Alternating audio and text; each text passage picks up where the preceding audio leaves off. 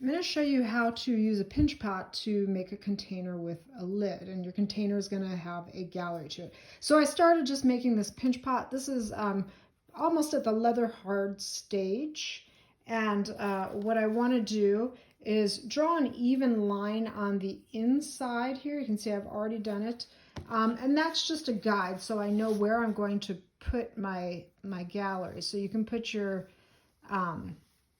clay on a piece of cardboard or something and just try to hold still with your pencil as you rotate your pot.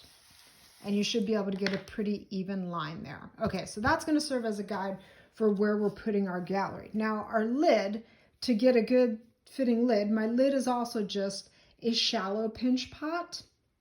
And what I was doing was taking a piece of plastic, putting it over the top, and I would pinch my lid, and then I would place it inside here, and I want this to sink down a little bit into the pot, so it sinks down about 1/4 of an inch or so.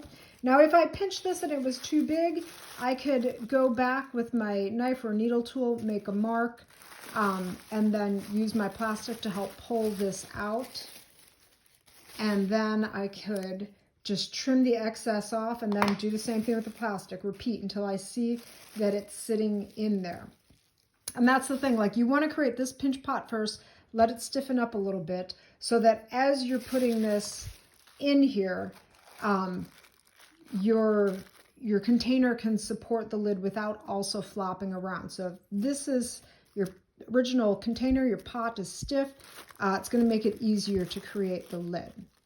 Now, if my pinch pot was too small, I'm just going to go back and pinch a little bit more to get it a little wider so it fits in there. And then you also want to think about the dome of the lid, how high you want it domed.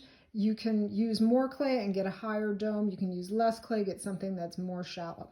Okay, so I'm going to set this lid aside now, and I can let that continue to stiffen up as I work here. So I've got my line drawn inside. I can take my serrated rib or I can take my needle tool, and I just want to score that entire inside area. I'm trying to do it so you can see here. You can also use a fork to help you score. Needle tool works fine too, needle tool and a knife. All right, and now I'm just going to place some slip. I've got my container of slip that I've made and my toothbrush to help me apply it to that area. And I'm going to use lots of slip here. I want to make sure that this blends in there well. Now I used a pinch pot that has a wavy rim to it, lip to it. You could cut that same way I traced my line for this gallery. You could do the same thing for your lip if you wanted it even. I kind of like when hand-built things have a personality of being handmade. Okay, so I already rolled out a coil. It is about 1/4 of an inch thick, and I'm just going to go ahead and place it along that line. And I'm sort of pinching and pressing in as I go along, and I'm trying to keep this level so that when my lid gets put on there, it also will sit level. Won't be too far askew. It looks like I maybe sunk down a little low. I might have to go back and adjust, get that a little bit higher. Okay, going all the way around. I'm going to get to the point where my coil meets. I can overlap a little bit, and I always like to cut this at an angle. I'm going to remove that excess, peel this little bit away, and I can go back with my knife or needle tool, unstick that, and do a touch of slip. Scoot that in and under there. Now I am applying a freshly rolled coil to a leather hard pot. So I do want to make sure after I'm done with this that I'm going to cover this with plastic and wait for my my coil and my pot to get to the same moisture content before I let it dry completely. Otherwise, we're going to get a crack where these things connect.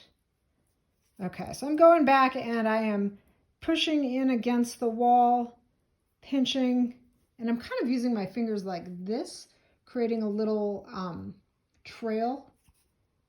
Or like I'm helping to bevel that flange, I guess you can say, so that it's not a thick coil, that it actually has a little bit of an edge to it. And then I can go back underneath and smooth that in. Hard to get that angle on the camera, but you can see they're not connected. I'm going to go back with my finger, smooth that out, and then bam, now it is connected. Okay, wipe my fingers off, get them nice and clean. And I think this looks pretty good. If you wanted this corner to be really clean, you can go back with your wooden rib and just go over that inside corner. That kind of helps clean it up. It gives it a sharp edge. I don't know that that necessarily fits the personality of the pinch pot, but I don't know. Play with it.